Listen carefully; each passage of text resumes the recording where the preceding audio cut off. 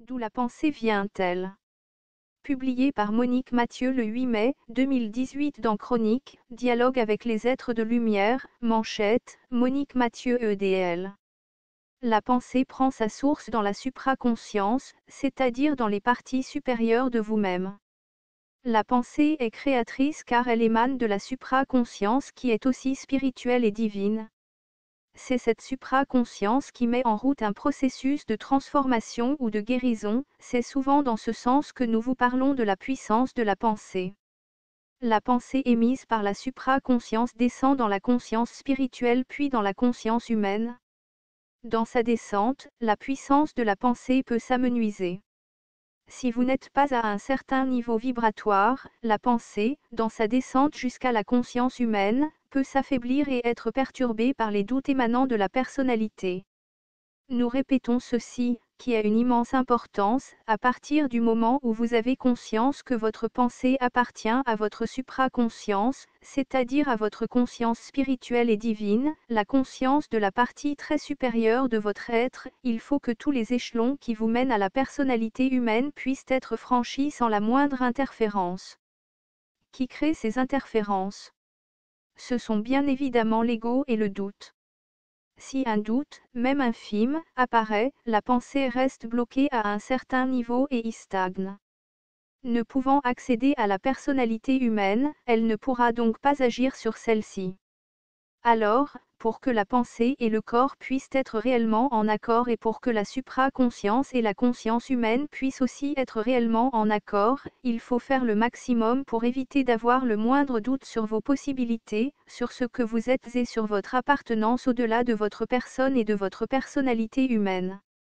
Cela n'est pas facile pour vous parce que vous faites toujours référence à l'humain. Votre fréquence vibratoire n'est peut-être pas encore suffisamment élevée pour que vous arriviez à dépasser votre personnalité humaine. Vous ne pouvez donc pas encore faire complètement descendre la puissance de la pensée émise par la supraconscience vers les deux autres niveaux un peu moins élevés que sont la conscience spirituelle et la conscience humaine. Cela s'apprend, notamment par la confiance et la foi. Nous ouvrons une petite parenthèse concernant la foi religieuse. Pourquoi se produit-il parfois des miracles absolument extraordinaires? Sont-ils dus à la force de la pensée qui agit simplement sur le corps? Ils sont tout simplement dus à l'absence totale de barrage entre la conscience du corps et l'émanation de la supraconscience ou conscience divine. Il y a fluidité parce qu'il y a la foi, parce qu'il y a la confiance totale. Si vous allez à Lourdes, vous pouvez avoir cette confiance totale si vous êtes certain que la Vierge pourra vous aider. Vous pouvez aussi accéder à cette confiance totale si vous êtes totalement dans la foi, qu'elle soit religieuse ou pas. Il s'agit d'avoir la foi, donc d'avoir tout simplement confiance. Vous qui êtes les enfants de demain, quel que soit votre âge, vous êtes les enfants de demain, apprenez ce que vous êtes, découvrez qui vous êtes sans avoir recours à un quelconque support, apprenez qu'au-delà de votre personnalité humaine demeure une puissance extraordinaire, il ne tient qu'à vous de la laisser s'écouler depuis les deux autres niveaux vers la réalisation de vos souhaits, c'est-à-dire la réalisation de votre transformation par la puissance de votre pensée. Vous enlevez ainsi tous les barrages et des miracles s'accomplissent. Ils me disent également ceci. En Inde, des gourous sont capables de créer des choses absolument extraordinaires par la force de leur pensée. Grâce à leur foi et à leur pratique, ils ont réussi à laisser libre le passage entre la supraconscience et les deux autres niveaux, jusqu'à ce que la puissance de leur pensée agisse sur la matière. C'est une sorte de foi, de confiance et également d'apprentissage, parce que tout ne se fait pas d'un simple coup de baguette magique, il faut persévérer.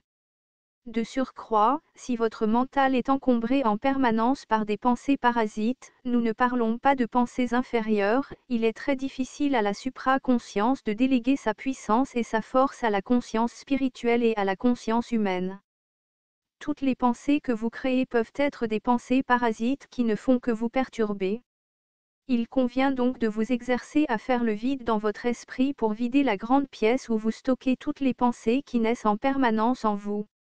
Il faut donc apprendre à faire silence, à vider cette immense pièce où toutes les pensées se réunissent. Il faut vous délester de toutes les pensées que vous avez créées, elles se réunissent mais ne restent pas dans cette grande pièce car elles vont ensuite s'associer à des pensées similaires pour créer des égrégores. Voilà comment il faut comprendre le fonctionnement de l'esprit, le fonctionnement des humains. Il y a encore beaucoup de barrières que vous vous mettez vous-même. Cependant, petit à petit, le nouveau monde que vous ne voyez pas vous aidera à vous transformer. Rédigé par Monique Mathieu.